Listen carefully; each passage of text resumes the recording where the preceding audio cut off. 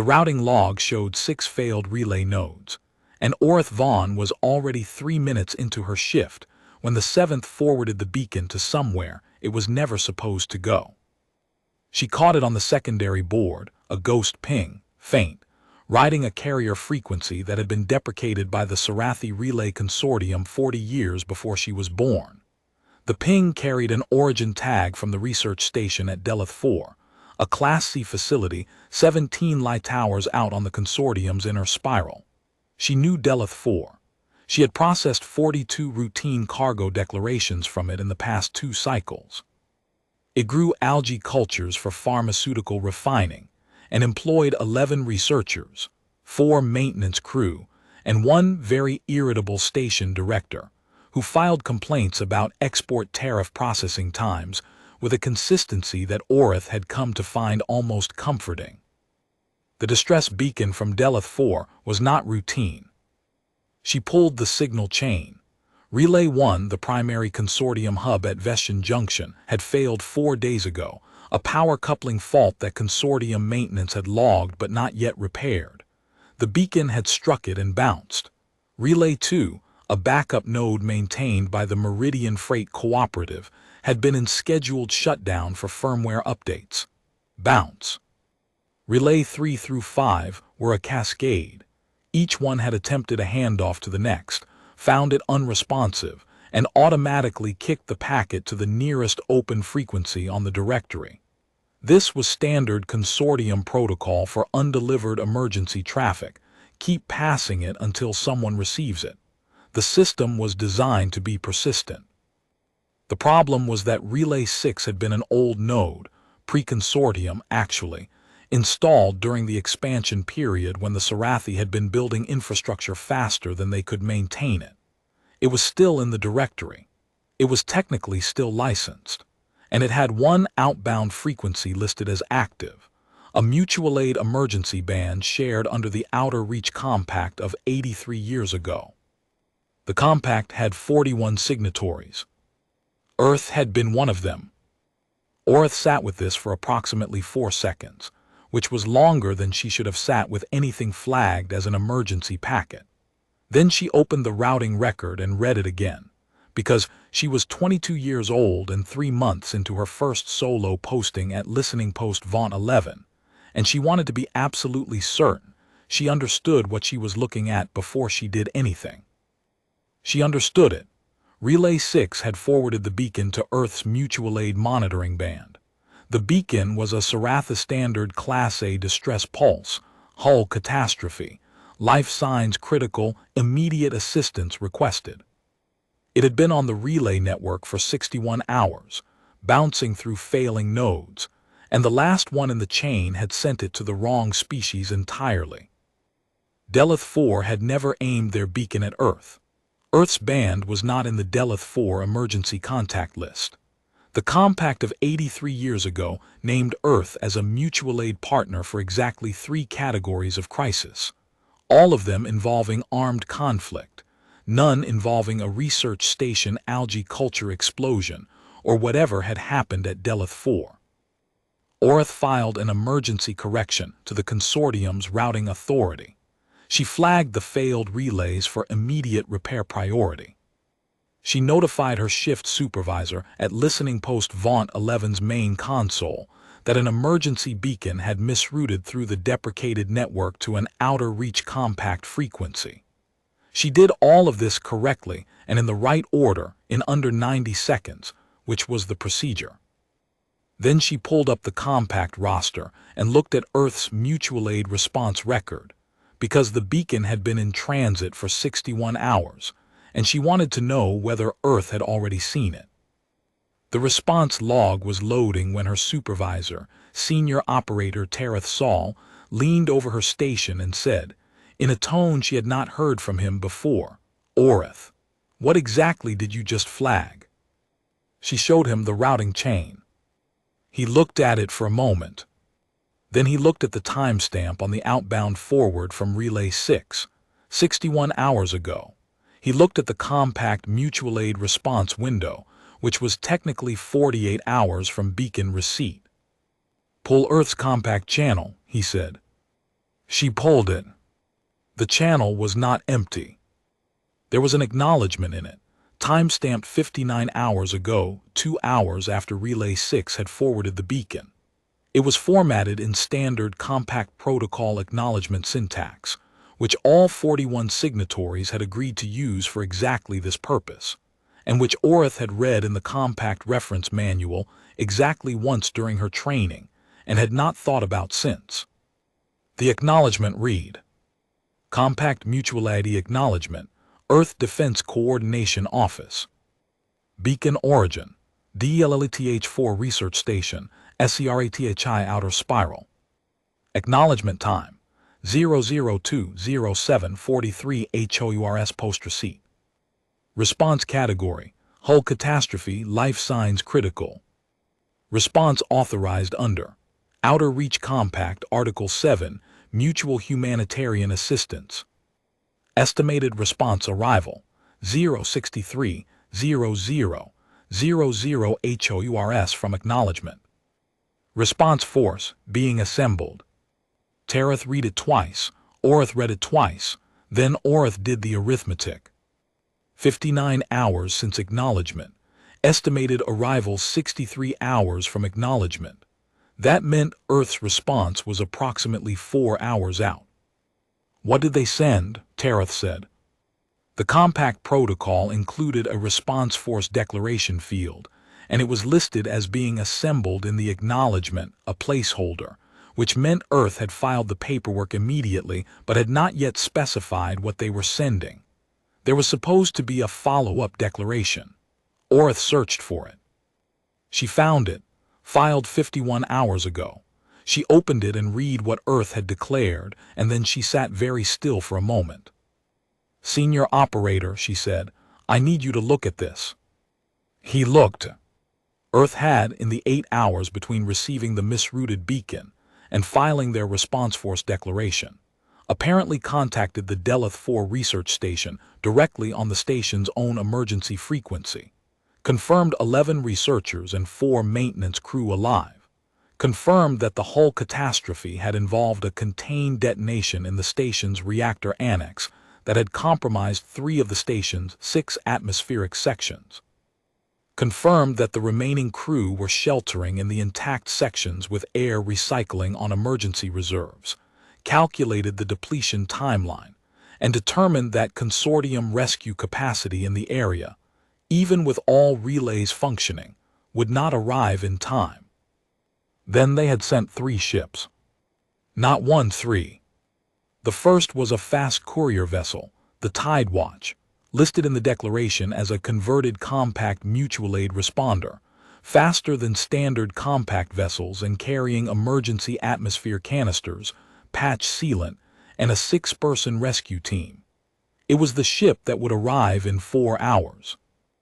The second was a medium frigate, the Archerfield, which the declaration noted was already in the outer spiral on a patrol rotation and had been redirected. It was carrying a full medical bay and 2 additional rescue teams. Estimated arrival, 11 hours after the Tide Watch. The third was a mobile repair platform, the Vessel Restoration Unit 7, which Earth had apparently dispatched from a transit waypoint 2 days travel out. It was large enough to conduct full hull section replacement operations on a station of Deleth 4 class. Estimated arrival, 31 hours after the Tide Watch. The declaration had a notes field. Earth's filing officer had typed the following into it. Station life support reserves calculated to last approximately 29 hours from this filing. Tide Watch carries sufficient emergency atmosphere to extend that to 96 hours. Archerfield medical crew can stabilize any injured.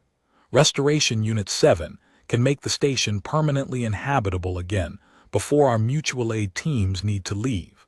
We've notified the Sarathi Relay Consortium that their relay network requires maintenance. We've also attached a map of the failed nodes with suggested repair priority sequence. No response required on that. We just thought it might be helpful. Tereth read the notes field. Then he read it again. Orith watched his expression, which was the expression of a man doing the same arithmetic she had already done and arriving at the same place. "They sent 3 ships," he said. "Yes, for 11 researchers and 4 maintenance workers growing algae cultures." The beacon said hull catastrophe, life signs critical. That's a category A. It was never addressed to them. No, Orth said, it wasn't. She pulled Deleth 4 emergency contact list and looked at it. The Consortium Standard Rescue Authority was on it. 3 regional Sarathi mutual aid cooperatives were on it. The Compact Central Dispatch was on it, which was how the beacon should have routed if the relays had been functioning. It would have gone to Compact Central Dispatch, which would have coordinated a Sarathi response. Earth was not on the list. Earth had never been on the list. The station director, who complained so reliably about export tariff processing times, had apparently never updated the contact list to reflect that the 41-year-old compact had 41 signatories, one of whom would now be arriving in 4 hours to give him enough atmosphere to survive the next 4 days. Tareth said carefully, "Has Deleth 4 been informed that Earth responded?" Orth checked the channel logs.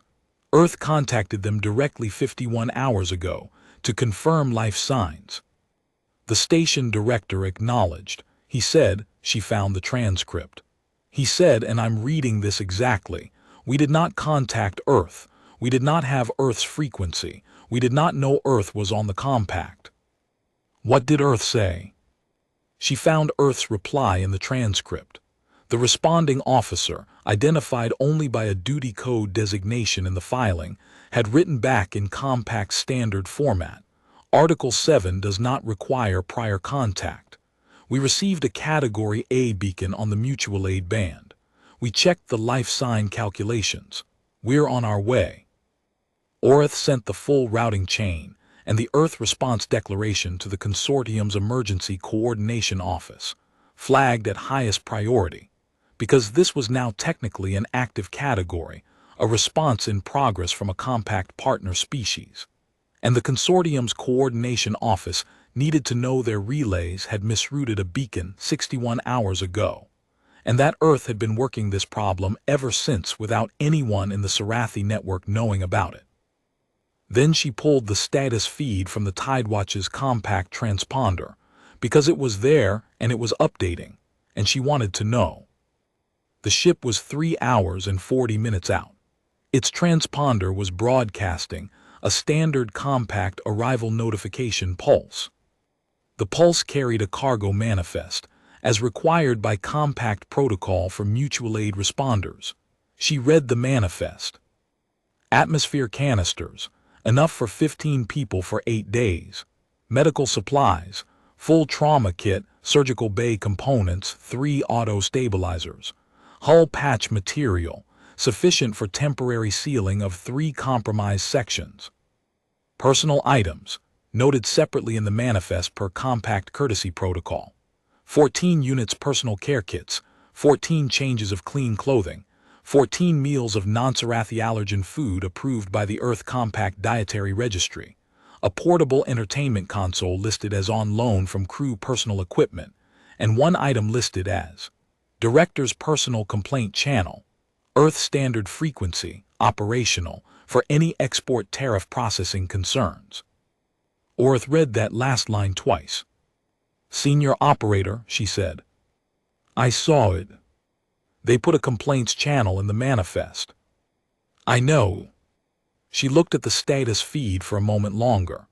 The Tidewatch was holding course, steady on its intercept heading, exactly where the compact acknowledgement had promised it would be. The Archerfield was 7 hours behind it. The Restoration Unit 7 was 31 hours behind that.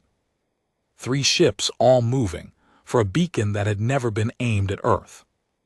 Orth finished her incident report and filed it with every relevant authority she could find in the compact directory, the Consortium Routing Administration, the Regional Emergency Coordination Network, and her shift supervisor's personal queue.